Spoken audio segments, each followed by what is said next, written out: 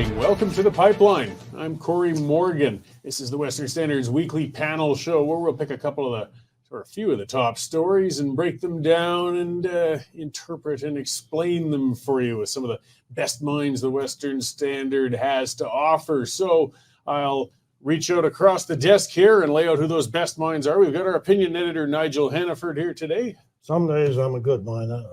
There's other good people here. Well, we'll leave it to the viewers to judge.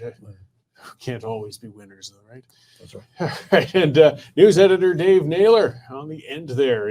Glad to reclaim my proper place on the table. You got your preferred seat. Yes, I'm all set, ready to go. Okay, right on. Well, and we've got lots to go upon today. I guess we'll start on, it's been the top story all week. I mean, it's a terrible tragedy. The Jasper fire has been ongoing.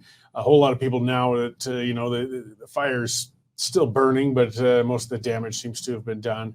A lot of I told you so's and, kind of hindsight and looking at what happened. So what all is going on with Mr. Guilbeault and the Jasper fire? Man. The only good thing to come out of this, Cory, is no one was killed or badly injured, and the firefighters did a heroic job. But the finger pointing started the next day, and you could set your clock by it. Guilbeault came out and blamed climate change and the horror Canada's burning, and then strangely went on to praise the forest management around Jasper, which is really the entire problem as to why the town burned, and the town mayor seemed to think it was a success that only 70% of the buildings, only 70% of the buildings were saved, 30% destroyed. But a third of the town is gone. It's going to be uninhabitable for a while they deal with the toxins in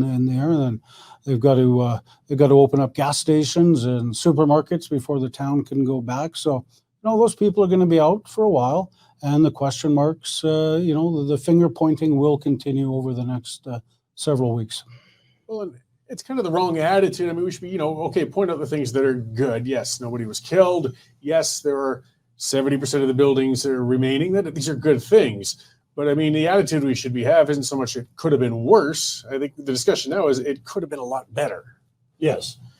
There is a real debate between the politicians who don't really know what they're talking about and the experts who may disagree among themselves, but do have some facts to back up. Mr. Guilbeault is obviously he's totally agenda driven. If he can blame a fire on global warming, well, then that's what he's going to do. He's a politician. If I were him, I'd be ashamed to come out with something like that. It's so transparent. But what the foresters will tell you is that our forest management practices are designed to save trees, which sounds great, except that some of them make the case that if you leave the dead wood on the ground, it rots and all the little bugs and critters get in there, and it's sort of a whole ecosystem unto itself. And the only thing is that that's like tinder. That when that dries out, you get so what some forest areas do is they pull that stuff out. Well, they still get a fire, but at least it doesn't get to that intensity of heat. Meanwhile, we had an excellent article from a gentleman from Hinton who wrote for us. His name is Stuart Taylor, and he pointed out, this would have been on our Monday paper, that some of the forest practices that we have used on the edges of the national parks in defense of this principle of always save the trees have actually allowed the trees to encroach into areas that once never were treed, at least not in sort of recent centuries. And so you have this more forest yet, but in a vulnerable place. So I don't presume to have an authoritative final opinion on good management practices in Alberta forests. But we must all recognize that there's more than one way to look at this thing. And for the minister in Ottawa to sit there and say, oh, well, we only lost 30% of the time, that's good forest management. No, it's not good forest management. That is a simple, childish reaction to that you would expect from him. a man like that. Climate change discussion aside, assuming climate change is what's been driving the hot weather and dried out the forest and made it much more dangerous, we're learning anyways, no matter how much we carbon tax ourselves, if we're going to change it back to cooler weather, it's going to take some time. I'm just saying, to play that devil's advocate. In that case, we still have high fire hazard areas. We have populated areas with people living within bush. The discussion has to be, how can we protect structures and people then as it becomes more dangerous? And then instead of swinging away saying, well, it's our fault for not taxing ourselves. Absolutely. And, if you do get, the ambient temperature of the globe down a couple of degrees, first, you're still going to have forest fires.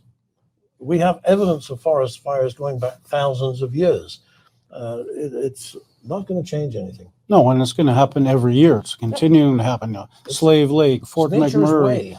Every year there's towns in danger of being completely overrun by fire. And so everybody has to ask themselves, what has Town A done to protect themselves? Do they have enough fire guards around them? Do they have enough clear area between the last trees and the beginning of town? Have they cleared out all the dead timber, that's just laying there, that is the ignition source for all these fires? And each town is going to, have to be extremely careful. It's lucky we haven't lost Banff, yet. It's lucky that the large swaths of Banff National Park and other national parks have been basically unaffected by these forest fires so far. We have to do everything that we can to protect our towns and cities and our forests. Well, and I grew up in Banff. That's my hometown. That's where I graduated high school before fleeing foolishly to the city. Wait a minute. You graduated? Yeah, I went through the ceremony. Okay, all right. Just wanted to make sure. Got the pictures taken. Got stood up for my grad night. But that's a separate discussion altogether. I'll weep about that later. But it's a unique area. And I can see where the pressures come. I mean, a boreal forest, it's natural for it to burn about every 80 years. That's the way it rejuvenates itself. It goes. It has to happen. Or we can artificially do it through logging, mulching, a number of ways. But Banff has some very, very influential people with some very expensive houses backed right into those trees, and they're going to raise unholy hell if suddenly there's a bulldozer back there building a fire break or the chainsaws get going. No, but they have to ask themselves, would they rather have that and the home standing or the charred rubble? Well, and I think after what they've seen in Jasper, maybe some of them will. This is the time for the leaders, the mayors, the provincial leaders, the federal ones to say, we need to do this for your protection. Let's get in there and get on it. I mean, just talk about how we, when you've gone 30, 40, 50 years without a fire, it's hard to convince these people this needs to be done. Right now, I think a lot of people are receptive to fire prevention. Yeah, one of the things I'm seeing is that there haven't been enough prescribed burns. And those are dangerous things. We had a tremendous exclusive last year from our Linda Slobodian about a prescribed burn near Banff that got completely out of control. The parks people were all proud of it because this was their first all-female crew, and it quickly got out of control and got out of hand. So we need to figure out how to do these prescribed burns properly and get back to doing them often. And there's a lot of things. I was in the field for a long time as a surveyor. When we would cut bush, we would have to take the deadfall, you lay it to the ground, it would take some chainsaw work or a mulcher, and you got to break it up, cut it into a bucket up, we'd call it, 6-foot lengths, take the limbs off it, so you're not leaving a fire hazard behind. But it's labor intensive, it's expensive, and if you're looking to do a large area, it's going to take some work. It is, and there is this self-justifying philosophy that, well, actually, you should leave it there so that it can rot. And you can make it rot if you cut it into enough pieces and lay it flat. But if it goes naturally, it tends to lean on the next tree, and then you've got this nice dry twig sitting up there. They call them fire ladders because it'll go right to the tops if it burns. Yeah, and they were talking about 300-foot-high walls of flame in Jasper, and that's exactly why. Well, that's it. When it's choked with that much deadfall, then you got a much hotter fire, a faster traveling fire, and a fire that's much more difficult to stop the spread of or put out. So we'll kind of segue that into another exclusive that the Western Standard had, though, when we're talking about fire. So, yes, let's turn to our Sean Polzer, who got an exclusive on this, where it appears an Alberta company may have had something that really could have helped mitigate the issue and protect some buildings, but but they couldn't do so during the case of this fire. Can you expand on that, Sean? Well, it appears that this company Firefox, they're out of Onaway, and the fellow who owns it is a canola farmer, and he's developed a proprietary, you know, like that foam that they spray out of water bombers. He compared it to snot. It's made from a polymer gel and canola oil, and basically you spray this thing on fires, and it helps kill them. And so he did the Kelowna fire. Well, he wasn't the only one who did the Kelowna fire, but he was called in, and I believe it was in 2002, and he managed to save. You remember those train trestles that were going? So you can spray. You can paint buildings with this stuff. You can spray it from the air. You can shoot it from a fire truck. And when that fire was rolling through the valley there, they managed to save one of the trestles. They did it again. He claims to be the only guy that's ever been able to put out a level 5 fire. So I said, "What's a level 5 fire?" And he goes, "Well, this is exactly what happened with Jasper."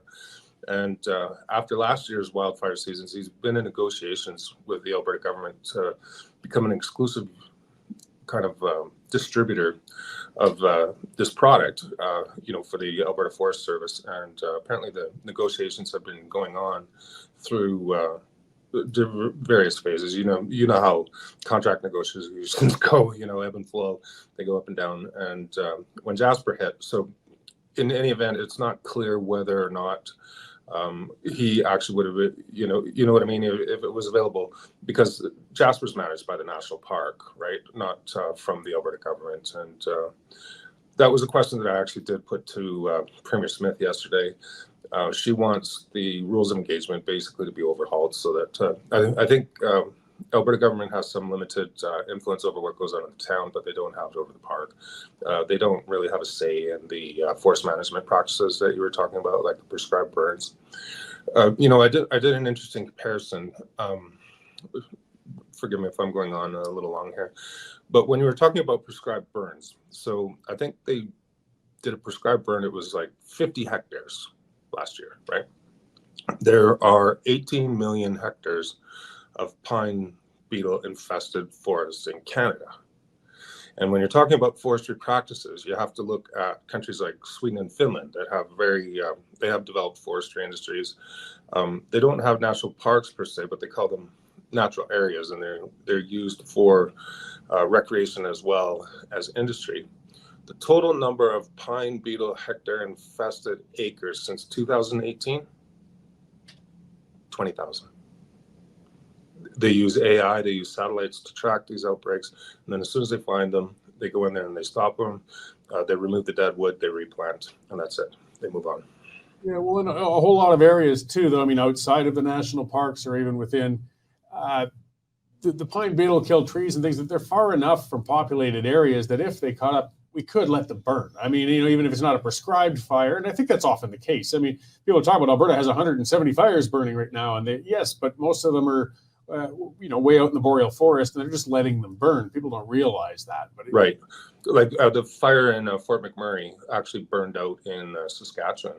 It burned on for months. It didn't actually extinguish itself until like March of the next year. So it burned for almost a complete year, and it traveled through the whole entire forest before it just naturally extinguished in the bog. So yeah, and the problem is when these fires are close to infrastructure, right? So this fellow, Rick Solomon, it sounds to me what the holdup is environmental certification, because these fire retardants are not always good for water bodies. So he's claiming that his is, that it's all natural product, and he's had it studied about 20 times, and it sounds to me like there's some kind of an issue with the environmental certification of the product, even though it has been approved by the U.S. Forest Service in the U.S.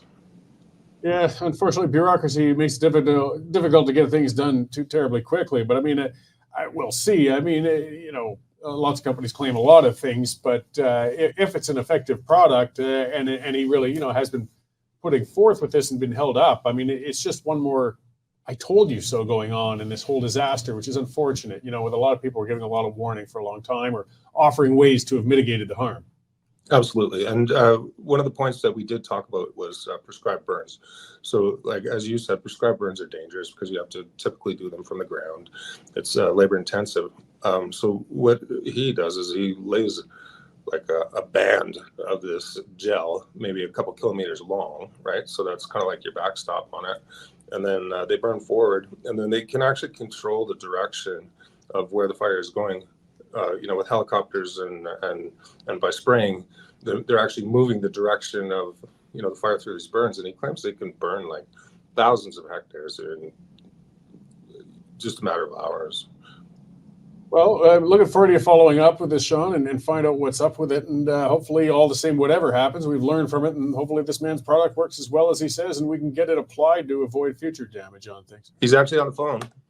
Oh, okay. Well, I'll let you get to him, and we'll get back to the show then, Sean. So thanks for your time there. And that's our Sean Pulzer on a new product. And there, we're going to get an update, it sounds like, from that gentleman there. He's talking directly to him. I'm going to talk quickly before we move on to the next subject about one of our sponsors, and it's a good one, guys. It's at secondstreet.org. Canada's healthcare system is broken. We got thousands of people dying before they can get the care they need. Millions are on waiting lists, and it's getting worse. So how do we fix it? Well, secondstreet.org's brand new documentary, Health Reform Now, has the answers. Check them out, guys. I watched the documentary. It's about 40 minutes. It's at healthreform.ca. Those Canadian things. Watch the documentary. It's free. He puts out, it's easy to point out the problems. That's what I'm good at. These guys put out a whole bunch of the solutions. There's things we can do. Check them out. Get on there. Watch it when you got some time. It's a good watch. It's an easy watch. healthreformnow.ca. Okay. Well, let's get on to the next thing burning through our news lines. The most popular, incredible, beatific politician out there, beloved Kamala Harris. Apparently, she's just the darling of North America now, Dave. Well, we've misunderstood her all along, and we've only got ourselves to blame. Apparently, she has the best vice president in U.S. history and will become the best president in U.S. history. She's being revamped by the Democratic Party, as it's their only hope, so they have to do what they have to do. But it should be fairly easy for the Trump campaign to show this revamping. It isn't working. She did not fix the border. She did not fix California when she was a prosecutor there. And I think she's been one of the least ineffective vice presidents in U.S. history. So good luck on the revamp. Well, Dave, I hope that she continues to be ineffective, because if she were actually to govern, let's say she won, if she were actually to govern on the basis of what she really thinks, and I'm going by what she has said when her reputation and her job was not on the line, and she was just being asked what she thought about things, this is the most radical politician that we've seen for some time. Not merely in the United States, even in Venezuela. She's way out there. I just did a bit of scanning back over the news here.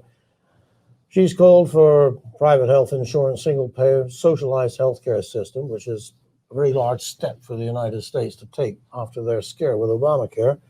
She wants full firearm confiscation. So far, she's sounding like Mr. Trudeau. She's talking about tax rates for upper income learners up to as much as 90%. Oh, she wants the AOC's new Green Deal. She supported the rioters in 2020 at the George Floyd time. I realize she's a woman of color, and for many people that's part of the attraction of her. But, basically in those riots, it was black people that got killed by other black people. It was not a good thing. She supported it, however. She even, I think, did she get a fund going for bail for some of the people involved? Yep. Of course, she supports the defund the police. She talked about getting rid of ICE. They need to be restructured. ICE is the border agency that she was supposed to be overseeing down there. All she could do is criticize them while they were trying to keep the illegal immigrants out that she said they were keeping out, but in actual fact, hundreds of thousands, millions crossed during the time when she was supposedly the border czar. About a week ago, Pete Buttigieg came out and said, actually, she never was the border czar. it was all being done somewhere else. So, calling, letting millions of people in and then calling for American taxpayers to actually cover their accommodation, their health, their education, all the other things, it is a very, very long way that she has to come back. And, I have a bit of a theory on why they just anointed her with Biden's blessing. Because they could have actually milked the news cycle for a whole month if they had allowed other people to contend for the nomination. You know how that goes. But they actually decided to give up all that airtime to make sure they got her. And this is the stuff that they are now, with the willing connivance of the American left-wing media, trying to rehabilitate her as just a regular girl next door who could be the greatest president ever, So there's a lot going on there. We're going to have to stay on top of it. But this is, can I use the word whitewash job on? Oh, yes. Well, you already did. Well, I guess I did. She carries no shortage of baggage. I mean, that's a challenge you have with any politician who's been in for a while or done things. And she's been able to kind of quietly sit in the background for some time, but she's going to get the harsh scrutiny of an opposing campaign. And what tells you something about a person is how they keep their subordinates. She is apparently a witch to work for. Sounds like our Governor General's. Well, some people do feel the burden of office acutely and take it out on their subordinates, but you need somebody who's a little more delicate with their own people than that. You do. I think her biggest problem is going to be the border. 11 million, or so reports of up to 11 million people coming in. Obviously, some of them will be not very nice people. You look at the problems they've had in the so-called sanctuary cities. New York City is a mess right now. So any city that has had those migrants come in and cause chaos is going to blame Kamala Harris, because she was under her watch as the border czar, whether they deny it now or not, that allowed all the migrants to come in. Well, I think the coverage that she's getting now is about as good as it's going to get. Yes, it's all downhill from all there. downhill. Yes. Well, this was years in the making too. I mean, they used the border as a hammer to hit the Trump administration with over and over. He's heartless. We had AOC crying at the fence and all the theatrics and baloney going on down there. So they campaign on essentially being permissive with the border. I don't think any government's managed to keep that border from being terribly, porous as it is. But they've said, we're going to let folks in. We're going to normalize illegal immigration. In fact, we aren't even going to call it illegal immigration anymore.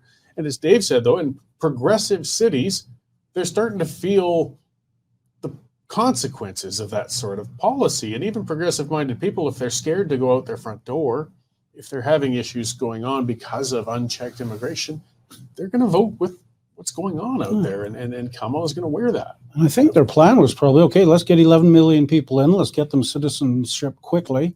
And that's 11 million votes for us in November, right? Enough to sway the election. More than enough, yes.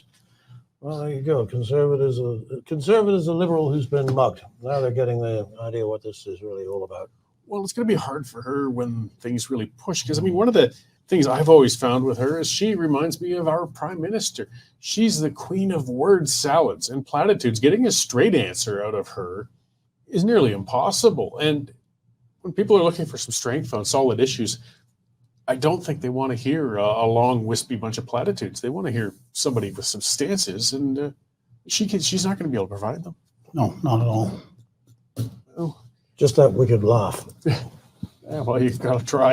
It's it's just going to be such an ugly election, this one. The thing that's striking, though, is it's the media staking these lines, not parties. And polarized media. There's no middle ground anymore.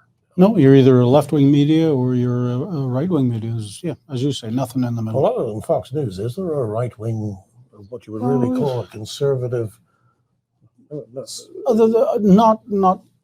not a mainstream type thing, but you've got the Tucker Carlsons and that are doing their own thing on the internet, Joe Rogan, and Conservatives are dominating the independent media. Yeah, and they've sure got more listeners than CNN or MSNBC, right? So well, that is your conservative media, but when we use that expression, I think people are thinking of television stations, newspapers, and really the CNN, MSNBC, ABC, CBS. They are all very much saying the same thing, even right down to the words. It's like a memo goes out in the morning. This is the word for the day, and then they all repeat it. It's kind of like CBC, isn't it? Well, that's another thing right here. As soon as Trump's the shock of the assassination attempt had worn off, and it was pretty clear that he was going to be the nominee and he was going to be the candidate. Polls were indicating that he was going to win. This is before Kamala. Boy, our media here, the Globe and Mail, the Toronto Star, the CBC, they went beyond reporting into vicious character attacks. I couldn't believe what I was reading. And, Andrew Coyne, for example, writing it, I think it was in the Globe and Mail, said, it really will be that bad, believe it. And then he presented his checklist of awful things about Donald Trump, most of which, of course, was that it would be terrible for trade. Well, just this week we had Brian Lee Crowley on, and a couple of other columnists who are talking about what really goes on in a Canada-U.S. trade. Not much will change, but the viciousness of it was a surprise to me. And the word now is weird. I come up with this. If you support Trump, you're weird. Really? And and it's all over. And pictures of it's like back in the deplorable days. And this is the deplorable was the word for that election. Now this one is weird. So J.D. Vance thinks it's a great thing for a man and a woman to get married and have children, and he applauds it in his Catholic alma mater. But that's weird. That's weird. Very weird. Apparently so, but having green hair and identifying as a kumquat is perfectly fine. We're supposed to embrace that. Not weird at all. We live in strange times. Let's pivot to where times are stable and normal and things are going quite well. The Middle East. The Middle East. Yes. So, Hezbollah has been lobbing actually rockets and missiles into Israel for decades. They have their ups and downs. They're a terrorist group, even if our foreign affairs minister doesn't understand that. They crossed the line in Golan Heights recently. They killed a bunch of children playing soccer. And Israel had quite a retaliation the other day, Dave. They did. And it ironically, it wasn't, Jewish kids who were killed. These were members of the Druze community. But yeah, you don't blow up kids in a soccer field, and Israel vowed massive revenge, and they dropped a bomb on the head of Hezbollah yesterday in Beirut and took him out.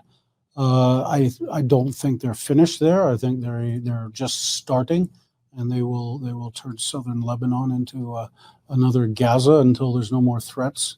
And you'll also remember right after Gaza, they announced all the heads of Hamas, anybody that had anything to do with it, were dead men walking. And they proved that later on yesterday, early this morning, when they dropped a bomb on the new head of Hamas in Tehran, of all places, just right after the inauguration of the new Iranian president. Utter embarrassment, utter diplomatic slap in the face for Iran. They're vowing and screaming in the streets, "Death to the USA," as they always do, and vowing revenge. Not sure what they can do. The last time they fired a few hundred missiles, Israel shot them all down.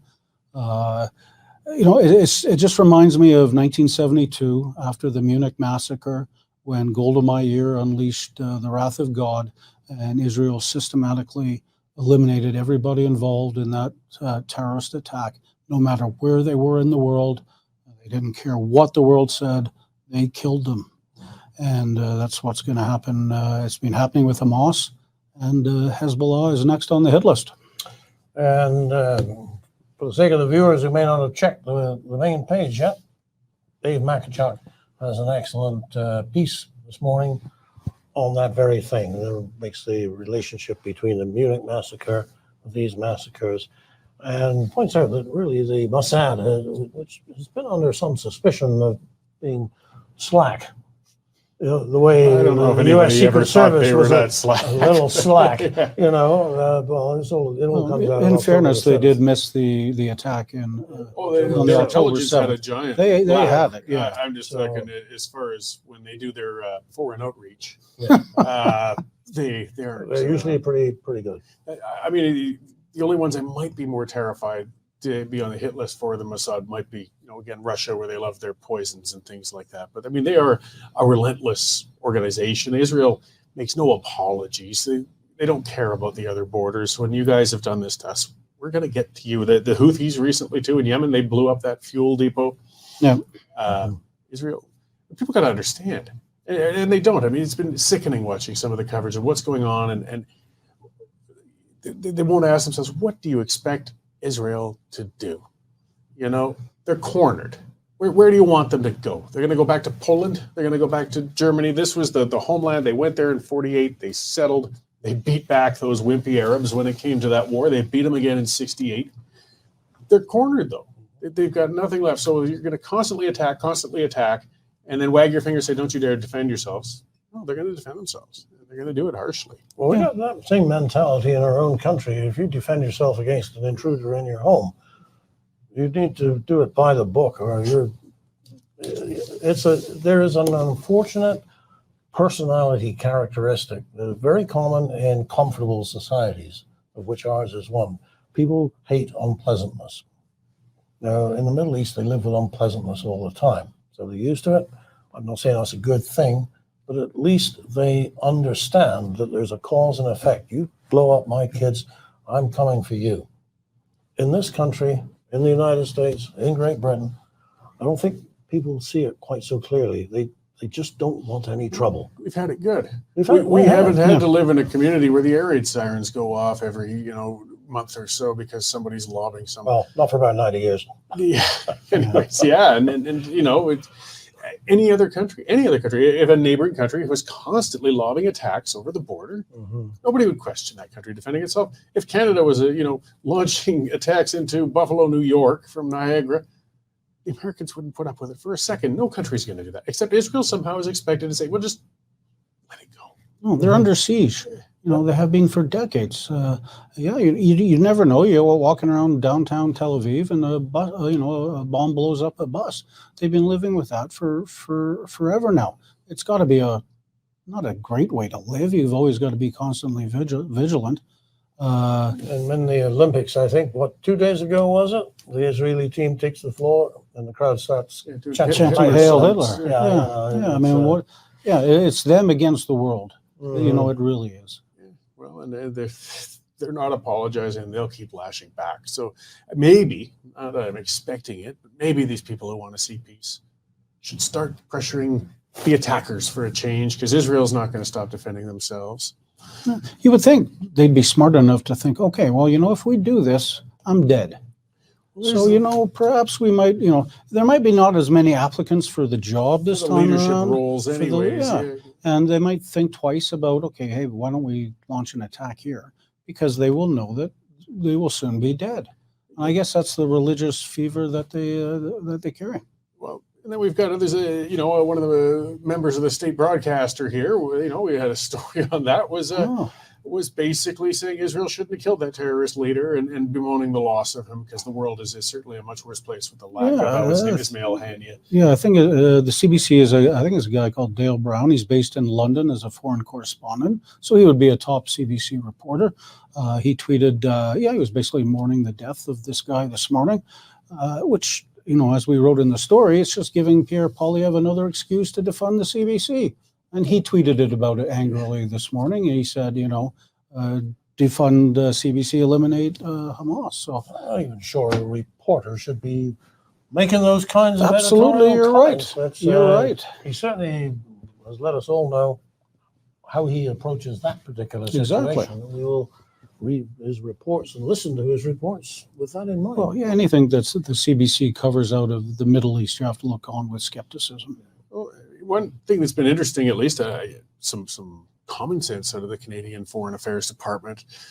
It's getting clear, as Dave mentioned. I mean, Israel's not stopping. They're going to clean out southern Lebanon. They've had enough. It's time to get rid of the threat.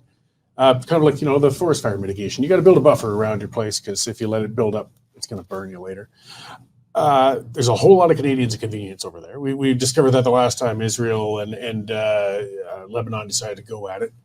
And there was 50,000 of them we ended up shipping and hauling and pulling back. But Canada's Foreign Affairs saying, we really recommend you guys get out of there, but we're not going to pay for your freight this time. Like, we're just giving you the warnings. Get out. Well, and, it's coming. In fairness, they gave the warnings the last time. Yeah. And they still got, they're Canadians of convenience. Yes. Right? And yeah, they have had enough warnings. Every country in the world has warned their citizens, get out of southern Lebanon. And if they choose to stay, they it's on them. Right? Don't look to us to, I don't think we have a Navy to put a ship offshore and save you. We just don't have the ability. No. All right. If the Americans launch a big rescue effort, maybe we can, hitchhike. But Canadian military doesn't have that force. So yeah, if you're there, you're a Canadian of convenience. You might want to use that status and get to safety. Or at least again, they aren't offering the rides for them. We'll see. With the prioritization of evacuations for people from war zones is a little troublesome for Canada as it is, anyways. But we've covered that issue on here already. And I guess it's not quite related, but it's just tied into the whole tensions. I guess we'll turn over to England. Just a terrible situation, and as I said, the powder keg that's going on in Great Britain right now. We're seeing ethnic clashes, and it was really triggered by that horrific murder of a bunch of children. Yeah, it took place in Stockport, which is basically a suburb of Liverpool on the northern east coast of England. It was a hot day. The door to the daycare was left open. The kids were inside, happily having a Taylor Swift themed day, when a 17-year-old kid in a black hoodie came in with a large knife and slaughtered them. Killed two little girls, precious little girls, instantly. Another one died in hospital the next day. 5 other kids are currently in critical condition, along with 2 adults, including the teacher who tried to protect the children as adults do. A brave passerby heard the screaming, dashed in, and was able to tackle the kid before more damage was done.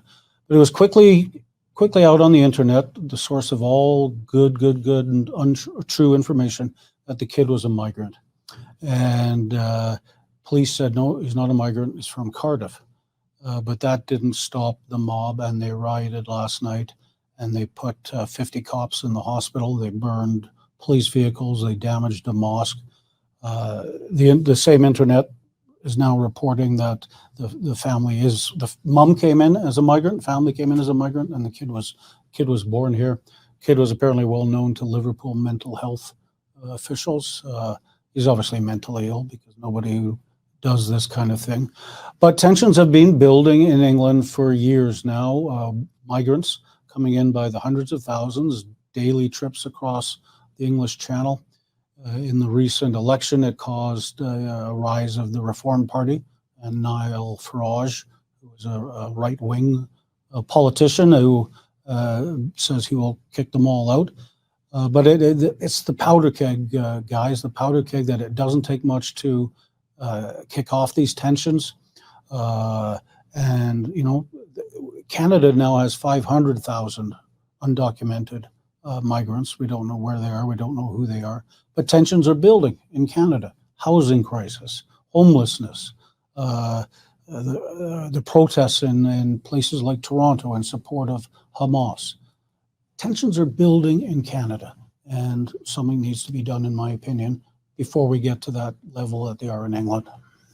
Unfortunately, the approach of governments in England and Canada alike tend to be to say, no, nothing to see here. I just ran off a list of incidents. And do you think you can find, this came off Wikipedia, typed in stabbing incidents, what have you got? Do you think in any case they're identified or just Because if there was a pattern discovered there, then that's a hard thing for the government to justify or to apologize for. So we're left wondering, is there a pattern? And with the nasty suspicion that there probably is. And then you find out, I'm switching back to Canada very emphatically here now, you find that in the middle of a year in which pro-Palestinian, pro-Hamas, let's not beat about the bush. Yep. Pro-Hamas protesters are targeting Jewish businesses, schools, residential areas, are going into shopping malls to make their point at Christmas time, upsetting the tranquility of the country. And all of that is going on with no audible rebuke from the government of Canada. The government of Canada quietly issues another 3,000 visas for Palestinian refugees to come to Canada. If you are a Gazan resident, you probably would want to get out. But what's the plan when you get here? Are you going to continue, as some ethnic minorities do, the homeland's old fight? I don't know, but it is a risk. And it is a risk that governments won't even talk about. Well, the government needs to start dealing with the unacceptable protests, attacks, things that are going on, and they got to quit being cowardly, because that is what's bringing the mobs out, and the mobs are the worst. That is so dangerous, Absolutely. so wrong. I mean, the mosque that they attacked, I'm sure 95% of the congregation were people who weren't causing any harm. You know, unfortunately, there's a 5% who are, and that could still add up to a lot of dangerous people. We've got to address the cultural and religious issues. We do have a more troublesome group than others. We've got to face some of these things. But if we leave it to the mob to deal with it, that's when you'll hear the stories too of the innocent person of color who just stepped out in the street at the wrong time when the pitchforks were going by that suddenly find themselves beat up. That's what a mob does, you know, when you'll see houses attacked because people were of the wrong color, even if they had nothing to do with it. But if we keep kicking the can down the road, the vigilantes are going to rise up, and it's going to be a much uglier reckoning. Yeah, and it's not just England; it's Europe. You know, Sweden's having huge migrant problems. Germany's having huge migrant problems. They're all talking about mass deportation. You know, just look at the United States below us; they're having huge problems. And Trump is promising, you know, the biggest deportation in human history. But you're right; it has to be dealt with, and right now we're not. And it leaves people feeling frustrated. They're afraid. I mean, you know, it was just the other day, a Jewish school was firebombed in Toronto. Firebombed. They tried to burn that whole thing down. This should be making, if I tell you what, there's a double standard. If that was a mosque, it would be making news. Prime Minister would be Headlines, visiting. yes. And Toronto police initially blamed it was just a homeless guy sleeping there. Oh, come on, no. Ezra Levant, Rebel News, had the video and basically forced Toronto police to do something about it. They were just going to rub it right under the table and say, oh, just a homeless guy walking by. When the Calgary synagogue was defaced the other day, that upside down triangle, which for people, if they're wondering, that's the Hamas swastika, is what it is. It's a death to the Jews symbol. We're having this happening in our streets, with our communities, with our neighbors. And I hate to say it, but they're neighbors that have been good ones for Canada. We got the Martha Singer Hall, we got the or Jack Singer Hall, we got the Martha Cohen Theater. A lot of philanthropists. I haven't found the Palestinian contribution to our area lately that I've appreciated. Yeah, do Jewish people have to be philanthropists in order to be acceptable? You know, they shouldn't have to be, but I suspect that's part of why they feel more inclined as well to visibly contribute to the community. They have a perfect right to be here, whether they've founded a theater or paid for one. It shows how quickly the community will turn on them anyways, why they feel vulnerable. Yeah. We've got some terribly hateful practices happening and building in this country. You know, the Nazi salutes at the Olympics, the hate marches with Hamas and supporters in every city in the country. And yes, citizens are going to start getting up and say, well, if the state won't deal with it, I will. But boy, it's scary to see, like I said, what happened with in England. The powder keg is the right term. No, it is. And you can see it slowly building in Canada. And if something isn't done, it'll ignite one day. But what? There's the tough question, right? it gets down the road a lot of us don't want to talk about. But as you said, patterns, if we start looking at some of these things. I mean, I recently, I got a bunch of people upset with me on X because I put a posting out because I found all of the 30-something listed terror organizations by Canada, the ones actually designated. Something like 80% of them were Islamic. I mean, there's more trouble coming from a particular segment than others. I understand there's some Sikh extremists and there's some white nationalist lunatics out there and that, but when we look at the bulk of things, we've got one area more problematic than the rest. Is it possible to have a discussion on that, though, and figure out how we might be able to mitigate that? Good question. Good question. I don't have the answer. You won't get an answer from this government. Well, it's a terrifying conversation because you know what comes up as soon as you bring it up every time. So You're a racist, and then we'll save it for another show. But a religion isn't a race. no. I mean, Islam's supposed to be a religion of peace, and as you say, you look at all father and son arrested in Toronto today as terrorists, and hey, guess what? They're Islamic. Coincidence. Just a coincidence. Well, figure it out eventually. Or maybe our kids will, or our grandkids, or somebody. For now, we'll try and come up with the answers we can here once a week on the pipeline. And we've run out of time. We haven't hit the magic bullet answer on that one, but maybe next week we'll figure it out. So, yep, when Derek's back, and yes, I can go watch the Olympics. That's right. All right. Well, thank you, guys. You're here for that young woman who won the swimming gold. 17 years old, was she? 17, Summer McIntosh. Right. Great Canadian story. For everybody out there, what I mean? Don't worry about the opening ceremonies and the other stuff. Take in the Olympics. Take a break from the political stuff, the high-stress stuff. We're here for that. We'll cover that, but enjoy some of it. There's good news stories out there, too. We just don't find them as easy to rant about during the shows. So Go Canada, go. Thanks for tuning in. Get on there, westernstandard.news/subscription. Take one out. That's what keeps us independent. If you haven't subscribed yet, come on, get on it, guys. You've been getting a free ride for long enough. We appreciate all of you who have subscribed, guys. It's how we can keep rolling. So thanks for tuning in tonight. Watch for all the rest of the shows on our channels and, of course, at the westernstandard.news. And y'all have a good night. You can become a Western Standard member for just $10 a month or $99 a year.